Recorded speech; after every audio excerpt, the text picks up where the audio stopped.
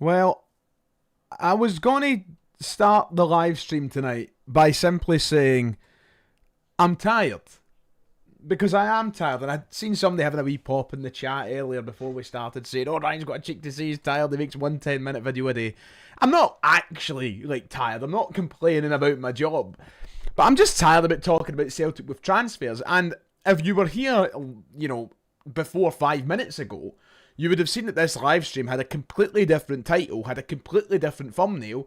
And essentially it was going to be me coming on for half an hour, talking about 15 minutes, how we've made no progress, we're no further forward, and anybody we seem to get linked with is just somebody that's not going to sign for the club. And then minutes before the stream starts, we get a breaking news story out of Sky Germany from Florian Plettenberg, who is very reliable, one of the top football journalists in the continent, about Celtic being in advanced negotiations for a striker. So we have breaking news on top of the hour here. It literally broke in, 6:30 it actually came out from Florian Plettenberg. So I only clocked it 5 minutes before the stream. It's very much news to me, and I'm sure it'll be a news to a lot of you. We're going to get into that in a minute. But thank you for joining me tonight, ladies and gentlemen. It's good to see you. I'm glad that we've went live because we have got this breaking development and we have got this story to talk about. We will get into all the opinions about the player and what I think of the player in a moment, so bear with me. My whole script is out the window for tonight. I say script, I don't have a script. I don't script these things. I press live and we go for it. But that I wanted to go through, and it's suddenly been thrown up in the air, so I hope that you can bear with me through that change. I kind of wanted to just touch on it very quickly. I am getting tired, and it does feel like every single player, up until about 5 minutes ago, until I saw this, is just players that Celtic are nonsensically getting linked with. Journalists just writing articles for the sake of writing articles, then we come on here and talk about them, and I'm wondering why I'm talking about them. There was one that came out today about Yasser Asprilla, who we'll talk about later on, from Watford, who's a player that's valued upwards of 10, 11, 12 million pounds that Celtic are clearly just not going to sign. This is where we are. We heard there was a transfer summit last night at Celtic Park. That was the breaking news that came out by, I think it was maybe the Daily Record who wrote the article, saying that Martin O'Neill was at a sort of emergency transfer summit at Lennoxtown with Michael Nicholson. Anyway, as I was saying, we heard this breaking news about how last night that there was a transfer summit at Lennoxtown. Martin O'Neill, Michael Nicholson, and the scouting staff were there. It seems like that maybe has triggered something, because the breaking news that we're going to go through in a moment, this exclusive, is suggesting that Celtic do have their striker target potentially on the way if finances can be agreed. So, despite me coming on here today to be giving it the whole, everybody we get linked with is just either nonsense, it's not going to happen, or Celtic just can't conduct their business, it seems we've found our striker option. It seems it's one that is definitely within the financial capabilities of Celtic to pull off, and it's one that will, I think, bring up some opinions in a moment, but aye. Anyway, very quickly, thank you for the 2 donations to Mackenzie. Thank you for the 199 saying hopefully we can get the big centre back, the German one. I would like that. Or the one in the Bundesliga. 499 from Bruce. Thank you, saying, Ryan, you said at the start of the window that you expect 3 or 4 players in the door, not loans. Do you still think that will happen? No. If we're not counting, if we're going off loan, I don't know if we'll even make a permanent signing now. Maybe I said close to the window that I expected three players, and granted I meant signings, to come in the door tops, and people were getting their hopes too far ahead, with maybe 5 or 6 being mentioned. Anyway, thank you for the donation. We'll come back to that. I'll come back to all your points. We do need to go through this news. There is big news tonight. I better get into it, because I've been live for 6 minutes already and we've not even touched on it, because I'm a yapper, professional yapper here. Florian Plettenberg of Sky is reporting the exclusive as of 6:30 tonight that Celtic are in advanced negotiations with Borussia Mönchengladbach over a deal for striker Thomas Cvancara. 25-year-old striker has apparently agreed the personal terms with Celtic, and now it's down to the final details between the clubs. The deal is set to be, surprise, surprise, a loan with an option to buy. That is from Florian Plettenberg, as I said earlier in the stream, one of the top journalists in the continent, one of the more reliable out of Sky Germany. Very, very reliable when it comes to the news that comes in and out of the Bundesliga, where of course Borussia Mönchengladbach play their football. And apparently this looks close to happening now.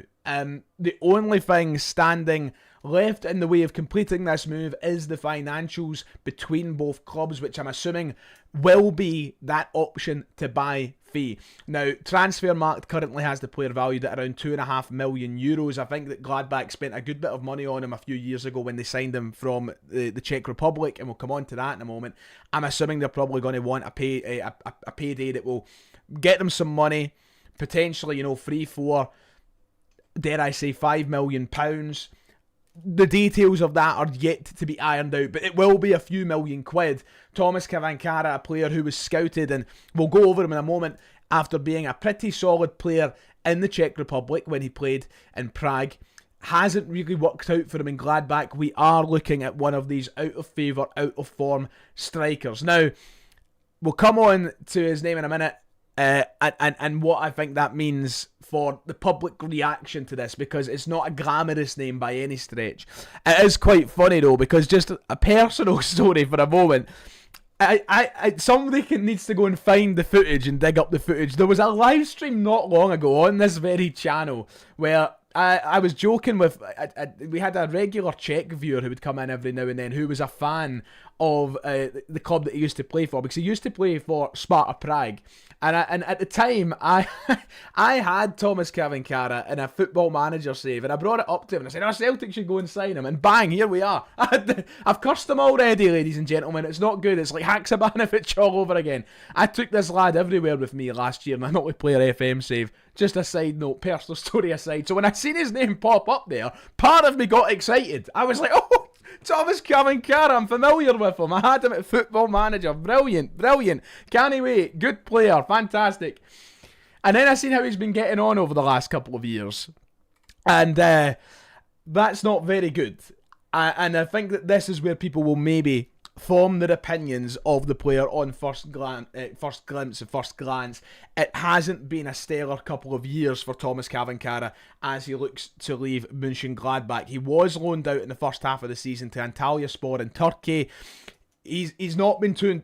Now, from what I managed to read in the brief 5 minutes before I came on to do the stream tonight, I didn't get a lot of time to prepare for this, is that he has been struggling with a couple of injuries this season, or at least one injury and a couple over the last couple of years, and it's not really been going the way that they would have liked it. He's not recovered his best form that he was showing as a younger player at Sparta Prague. Now, when he was coming through the Sparta Prague team in 2021, 2022, it's the reason he got himself a move over to Borussia Mönchengladbach, and he was highly thought of at the time. As you can see, 24 goals, 7 assists in 49 games. Now, he was doing this at, 21, 22, 23 years of age, and it obviously attracted some attention.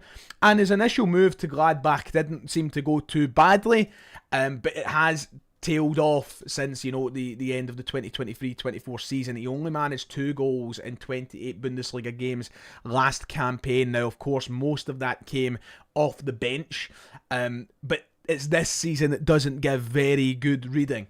1 goal in 11 league games for Antalyaspor in Turkey. Now, what this confirms to me, and there's a few things I do like about Thomas Cvancara, but I'm not going to sit here and convince myself that I think he's the answer to Celtic. A few things I do like. He's a Czech international. He's played for the main side. He's tall. I think he's about 6'3", and once again, I've been talking about how much I really want a physical striker. And he's somebody who has showed glimpses of being a good player. He's just fell out of favour, fell out of form in this past year or two.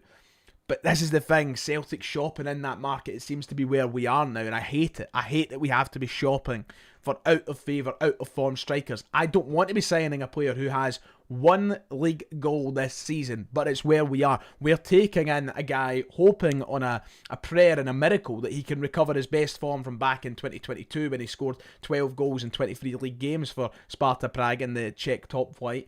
We're hoping that we can kind of recover that. Whether we can recover that or not is a completely different story. He has very minor European experience in the Conference League as well. So there's traits that I like. I like the height. I like the potential physicality of the player. I like the fact that he's played at a high level in the Bundesliga with Borussia Mönchengladbach, and not just once or twice, 54 games for Borussia Mönchengladbach. I would like to hope that this is something that we can turn around and get his career back on track. I just hate that that's the market we're shopping in. So I have my reservations. I'm not exactly thrilled by this, and it seems like this is going in the direction of Celtic signing him now.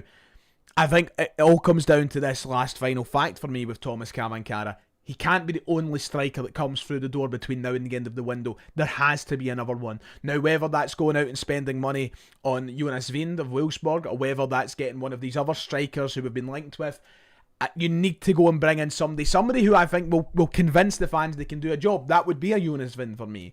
But I don't think that signing a guy that has one goal, and it's the same as what I've been saying about Mo Bamba, who we've been linked with, of course, from Lorient in France.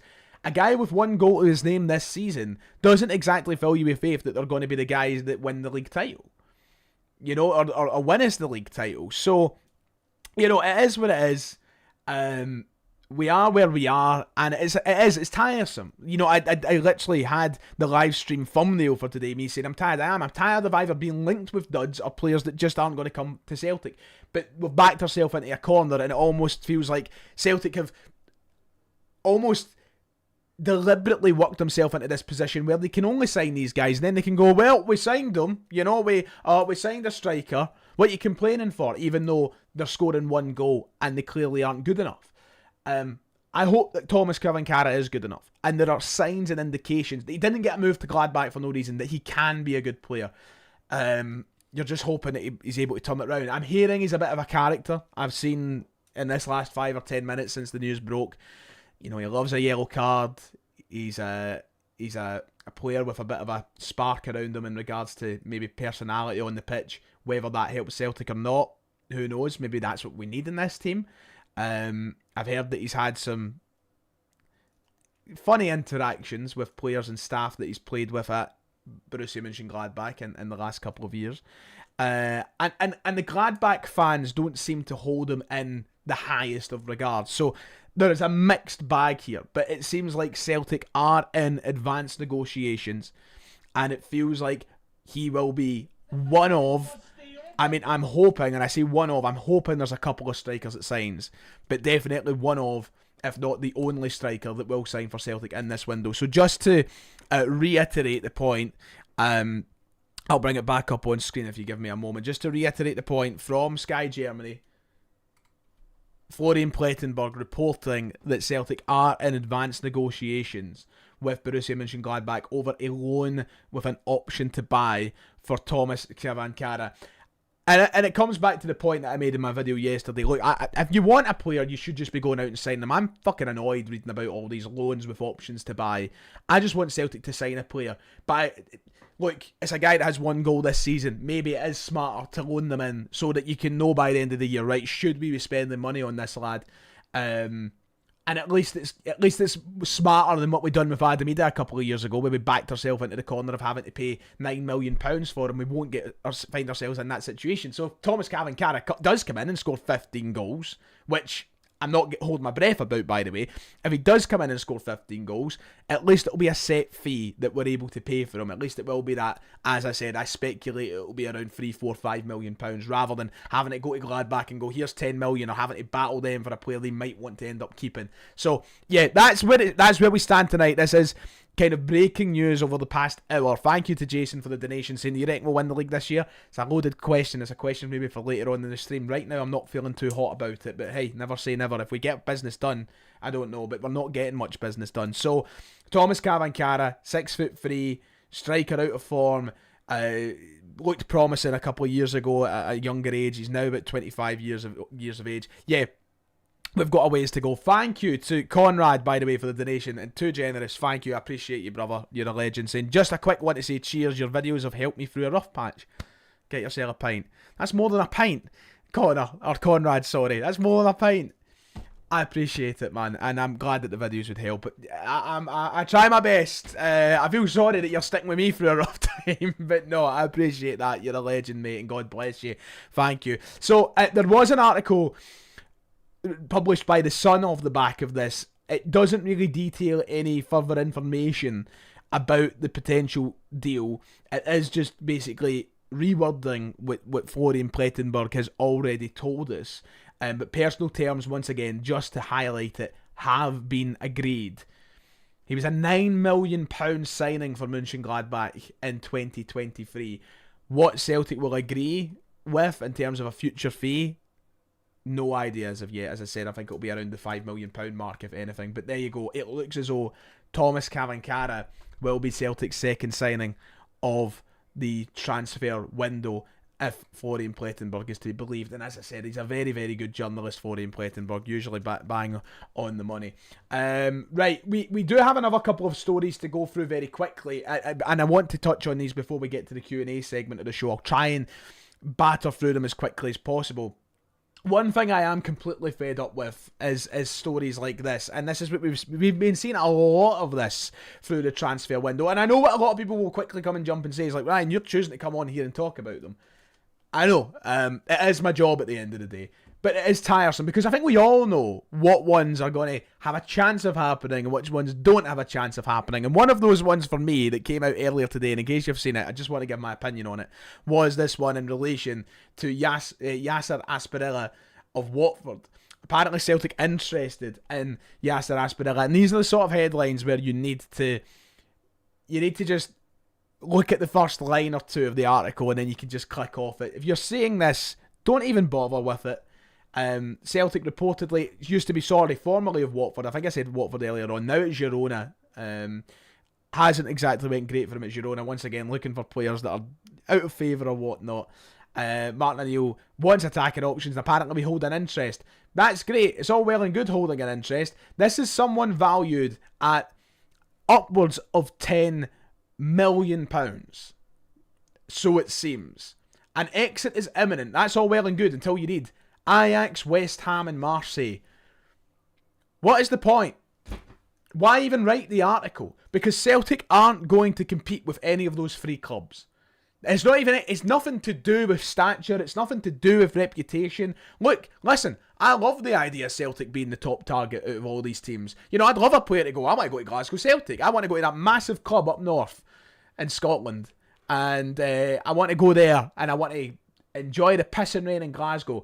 But you're going to get more money at any of these clubs. You're going to get probably better football at any of these clubs right now. More security at these clubs right now, considering what Celtic are going under. We can't compete with Ajax, West Ham or Marseille. None of them. So it's just a waste of an article. It's another one of these ones where Celtic reportedly hold an interest. And what of it? And where does that interest go, Mr. Record? Can you tell me, please? So if you've seen this one today, I think... I can't check the Discord right now, Mackenzie. It's a bit difficult for me. It's a difficult one, and I would just ignore it. I would just ignore it. Simple as that. We've had a few of these ones. Players that are like, well, that's that then. You're not going to be signing players that are interested in Ajax, West Ham and Marseille. The Record are obviously scrambling for their own articles, and I get that, but it's just a waste of everybody's time, to be honest. Thank you to Nathan for the donation saying get Andrew Todd in. I mean, listen, there could probably be worse options right now. Get Lionel Specky through the door. And thank you to Dan the Man for a donation as well. I appreciate that, brother. 20 days into the window, says RX Haw. One signing. The squad needs signings. The board needs to go. Couldn't say it any better myself. The final story that I do want to talk about before we go off into the Q&A segment of tonight's show, where I'm sure you'll have a lot of things that you want to say to me and a lot of things that you would like to vent about. I feel like this is an important one to talk about, just for a couple of reasons, right? And it's this right here. I'm sure we all saw it yesterday. And I want to chip in with my opinion about this. Because when I saw this article coming out, I thought to myself, how good would it have been to be in a situation where we could entertain this discussion? Arne Engels, apparently a target for RB Leipzig in the Bundesliga. Also, on the request of Mackenzie, I don't know what was happening in the chat. Was people just annoyed that there was a Rangers fan in? So what? Leave them be. If they want to spend their night here, that's fine. Everybody calm down. Let Mackenzie do his job. Mackenzie, don't worry, son. We'll get another mod. Anyway, point being, RB Leipzig apparently targeting Arne Engels. There was a tweet that was put up about this. I believe it was actually from Florian Plettenberg as well last night. I might be wrong on that. I'd have to find the exact tweet. But apparently Leipzig are keeping tabs on the situation with Arne Engels. and considering him as an option alongside Ardon Jashiri, who you might recognise because he was linked with Celtic a few years ago. And if they can't sign Rocco Reitz of Borussia Mönchengladbach, then apparently they're going to consider going for a move towards Arne Engels. So Leipzig want to bolster their midfield options. Engels is a target, and this got a lot of people talking last night. Let me make one thing clear, and this is how I'm going to start things off. Thank you to JD Boy for the donation. God bless you, mate. Arne Engels. Celtic cannot let go of Arne Engels right now. There is no way that you can justify his exit from the club, no matter the transfer fee, unless Celtic are able to go out and sign a midfield replacement, which is just not going to happen because we still haven't signed a Kyogo fucking replacement. You can't let Engels go. But what is so frustrating about this is we should be in a position where we can entertain this. But because of our terrible preparation, because of the state we find ourselves in, and because of the terrible depth situation that we have at Celtic, we can't even think about this. I like Arne Engels. I like him a lot, to be honest. I like him a lot. But I'm willing to admit that this hasn't worked out. It hasn't. There's no way you can dress it up in the sense that it has. We are 18 months on from spending £11 million on the guy, and he has not proven himself as an £11 million player. That's just the truth. That's fact, I feel like. I like him. If we signed him for £3, £4, £5 million, we wouldn't be having the same conversation, I don't think. But the fact of the matter is, we didn't. We spent £11 million, and there is not enough progress in Arne Engels' game for me to suggest that he will eventually be worth £11 million. As much as I like him, I'm not an Engels hater. I've always kind of backed the guy, and if you've been watching this channel for long enough, you know that. I like him. But £11 million, if we could recoup that money, we should be off with him. If we could make profit on that, there shouldn't even be an ounce of consideration. But the facts of the matter is this. We can't, because of the situation we find ourselves in. If we let Arne Engels go, we would be in an even worse state than what we are right now. We have left ourselves in the position where we can't even consider this deal. And it's so frustrating, because if we were in a position we could consider it, we should be chewing the hand off. Celtic aren't going to get many great offers, I think, for Arne Engels anytime in the next, apart from this, over the next 6 months, year. And as I say, there's not enough progress to suggest that maybe even in the next stretch of his contract.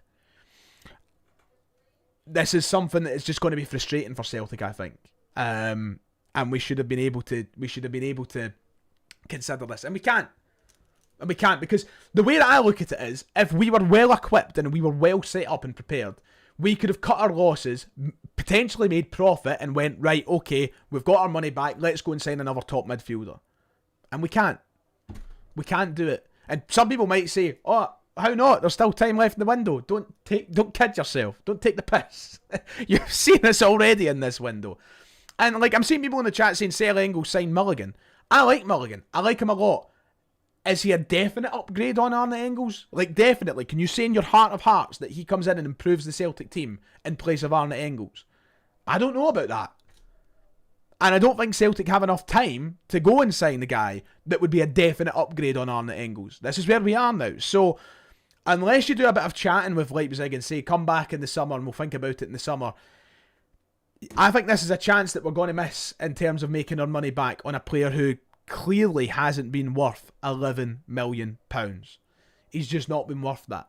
And I wish that I could sit here and say he has been worth £11 million, but he's not. Baldy Prick saying his price was highly inflated because the 24 summer window we waited as long to sell Matt O'Reilly and bring in a replacement so late in the window. He's a 45 million player similar to Tanecki. Yeah. I mean, I think it's a bit criminal comparing him to Tanecki, to be fair. But I get what you're saying. I don't think you're wrong. I think that's a great point. This was somebody we were kind of forced to pay £11 million for in the wake of getting business done so late in the window. So he's not going to go anywhere. I don't think Celtic can afford to let him go anywhere. And if they do, and we don't replace him, we should be down at Celtic Park with fucking pitchforks and torches. So we've backed ourselves into another corner. I mean, this is a video talking about too many corners. And ironically enough, Arne Engels can't beat the first man at a corner. So, it sums up a lot of the mess that exists at Celtic. And I just think that this is one that we're going to look back on pretty annoyed in 6 months' time, to be quite honest. Do I think that we'll get many better offers from better clubs for him? I don't see why. There's not enough evidence. Good player, not that good a player though. And that's kind of my bottom line with it all. So that was a story that came out last night. It was kind of the final point I wanted to talk about in relation to the evening before I go into the Q&A. Other than that, quick flash points maybe to talk about. David Datro Fofana certainly won't be coming to Celtic, by the sounds of it. Chelsea wanting to sell him and make their money back after spending upwards of 10 million on him. Celtic aren't going to spend 10 million on him. So I think that one's dead in the water. Lawrence Shankland is injured for Hearts, gives Celtic a bit of a boost for the weekend in case you missed that. Hearts will now be without Benny Beningame, Cammy Devlin and Lawrence Shankland for the weekend. So a couple of other wee mini stories on top of tonight. But in general, just to finish off, before I go into the Q&A, one final reminder. It looks as though Celtic are getting a striker through the door via Florian Plettenberg. Borussia Mönchengladbach striker Thomas Cvancara, who's just returned on loan from Antalyaspor in Turkey. The deal is set to be a loan with an option to buy. That's the story coming out from tonight. If you've missed any of my conversation or my coverage on that, you can reverse the stream back and see it, and we'll see where this goes tomorrow. But on that note, let's hear what you all have to say, shall we? Let's see what you all have to say. Let's get your questions in. It can be about Thomas Cvancara, it can be about Arne Engels, it can be about the transfer window in general. It's a busy stream tonight. We have over 1,500 live viewers. I won't be able to cover every single comment, but I will certainly try my best. So let's start with Aidan saying, you know, Ryan, I'm so disappointed in the club that we haven't even made or started talks with Motherwell over a Maswanisi bid and not approached Jonas Vind. Either disappointed in both not doing it. Yeah, do you know what? Especially, let's move Jonas Vind off to the side for a minute, because there hasn't been enough there to suggest that there's legitimate interest from Celtic. We are only going through a brief article for that. But with Maswanisi, there's a player right there in our league, ready-made, ready to go, that would improve this Celtic team right now. And the fact we haven't went in and just thrown money at it, I don't care about what's good for business or not. I know his contract's up at the end of the season, but when you're in a crisis situation like this, which we are, don't cover your eyes and ears to it, we are in a crisis, we should be out there spending money on him. You should be taking that risk, and I am disappointed. And who knows, maybe something will emerge from the next 10 days in the window. We saw that Martin O'Neill was on a footballing mission at Fir Park the other night. But hey, let's see. Engels will a point. To kind of reverse my point and what I said about Engels. Sean is saying Engels will definitely be worth more next year. As I said, 34 goal contributions in 85 games for a defensive midfielder is a good return. Who knows football? Is he a defensive midfielder? He's not played. He's played there a few times. He plays further up the field than Callum McGregor. He's not a defensive midfielder. And the 34 goal contributions, how many of them are penalties? I like, as I said, I like Engels. I like him a lot. But I think we'd be daft to pass up on profit if we could have. But we can't. You know, bottom line, we can't. But he's not showing enough progress in 18 months for me to suggest that he's somebody that should have stayed at the club if we could have been in that conversation. But I get it. People like him, and I don't fault them for that. Bailey saying Arne Engels has been hard done by because people look at him as a Matt O'Reilly replacement. He isn't. He's the Calmac competition replacement he's been crying out for. He's excellent in that double pivot. Listen, I like him. I agree. I think when he's playing that double pivot, he looks a lot more comfortable and a lot better. But I'm just being honest when I say I don't see this development that I think that I would like to see. Not tens of millions in development. Once again, if it was a £4 or £5 million signing, maybe I would have been saying different. And he doesn't control that, which is a shame. Maybe he's hard done by in that regard. But there's a lot of games where he's just not there. He's vacant. And I don't. And I said this in the group chat last night. What does he stand out at? Like, and when I say stand out, I mean stand out. Because he's physically a bit slow, a bit clunky. His dribbling's okay. His crossing is mixed. Sometimes he puts in a good cross. Sometimes he can't beat the first man. His free kicks haven't provided anything. His finishing, when he's in the right places at the right times, can be good. But he's not in those areas an awful lot. I just don't feel like he'd stand... Not an £11 million stand out. And certain things. I would need somebody to say he really stands out in this to I go, oh, okay, maybe you're right. Penalty taken, he's missed a couple. He doesn't even stand out at that. I don't have... When he stands over the ball for a penalty kick, I don't have confidence he's going to score it. I don't. So, as I said, I just don't think he stands out in a lot of areas for me. I think defensively he's quite weak. I want him to be better, but there's not been enough encouraging signs. Thank you to John for the £2 donation, by the way. I appreciate it. Let's keep your chat going. Let's see what we've got. Off to Bologna in the morning, says Bill Scotland. Hopefully a better week this week for me compared to the last. Listen, bring us good luck, Bill Scotland, and hopefully it's not a repeat of what happened in Denver for you. Why don't we? Mark saying that Engels' best games were all in Europe, not suited to our game. I agree with that, 100%. I think you're bang on. I think his best games probably have been in Europe, and maybe that is something about trying to adapt to the Scottish game. But every time he's up against Raskin, who wins the battle? And be honest, who wins the battle every time he's up against Raskin? Who wins? Because it's not our Belgian midfielder. And I hate saying that, but it's just, if I want to give you an honest assessment of the game, that's all I'll say to it. Engels' development is stunted because he's playing in a shite team next to Mr. Pointy Point. He should be dictating things, and when he will, he'll get better around them. You know what? As I said, I like Engels. I think it's a good point to remember that he hasn't played in a great Celtic team for the past 12 months. Played in a good Celtic team for his first 6 months, no denying that. But that was when he was out of a pre-season at Celtic and such. So there are mitigating circumstances that I think make it difficult, but we are 18 months in. So anyway, look, fact of the matter is this: we can't let him go right now. We can't. It's as simple as that.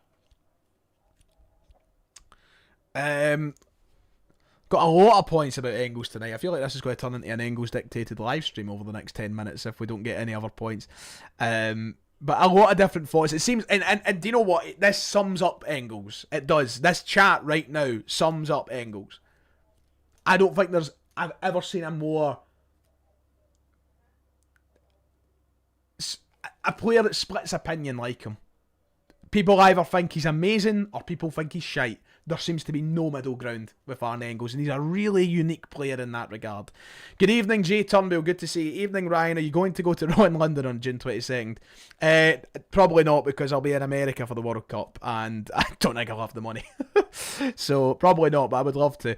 AJ Steck saying, Ryan, I live in Germany. Neither the big two sports media, Sport Bild or Kika, are covering anything about Engels. This is purely from Sky Germany. It's Doug Meat, mate. Fake news.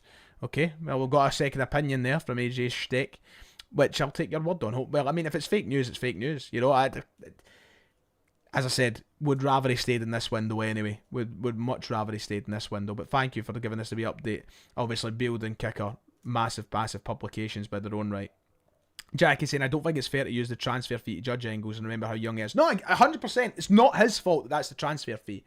But I think what I am saying in regards to that is that will we ever get the chance again to recoup that money? I don't think there's enough signs to indicate that's a definite yes, and that's why I would have, if we could have, really considered selling him in this window. If we could have. So it's a big could, but there's just not been enough evidence in this 18 months that we'll ever recoup the fee for him. And if we had the chance, I think we should have took it. But that's just my opinion. That's just my opinion. Once again, probably a waste of a conversation, to be quite honest. Come hang out in Kansas City. Maybe one day. I'll try and get round.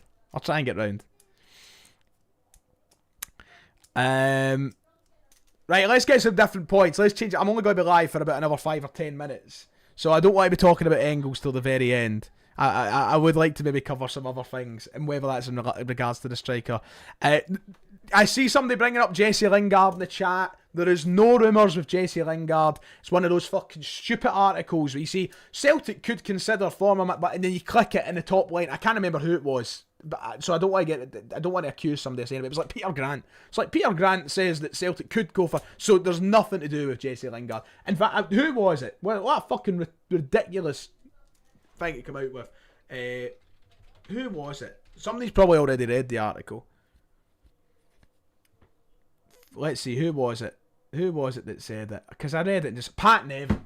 That was it. It was Pat Nevin. Pat Nevin. Oh, Celtic could go for Jesse Lingard. Shut up. So no, there's no rumours in regards to Jesse Lingard. Just the fact that Pat Nevin says that we could go for him.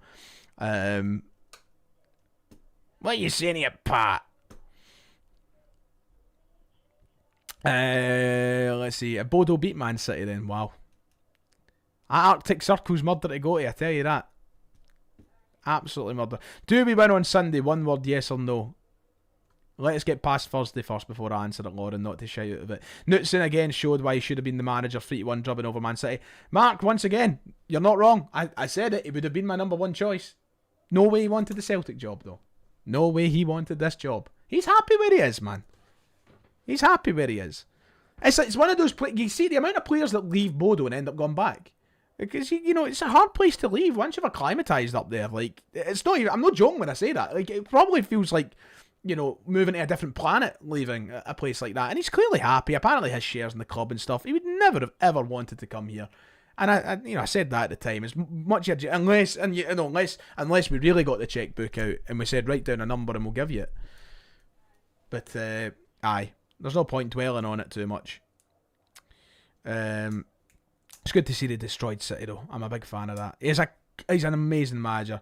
Oh, there he is, Wojtek. That's my man I was talking about earlier. How are you doing? Not seen you in a while, Wojtek. How are you? I brought you up earlier in stream. Hello. So this is Wojtek, who's a Sparta Prague supporter. I said, Wojtek, I don't know if you remember this, right? I don't know if you remember this. I brought up Thomas Cvancara to you on a live stream a year or so ago because I had him in a Football Manager multiplayer save. And I said Celtic should go for him. And I don't know if you remember it. I asked your opinions on him. I said, what was he like in real life? I want somebody to find that footage. I didn't dream of this. Here he is, the man himself, Wojtek. Good to see you, brother. It's been a while. Saying, hello, Ryan. As a Sparta Prague fan, I must say, Cvancara was very good at Sparta and was a good striker who helped us win a league title. In the Bundesliga, he was injured for a long time and it's went wrong, sadly, for him. But I still like him. So there you go. Thank you for that, Wojtek. It's good to have some kind of first-hand words from a Sparta Prague supporter.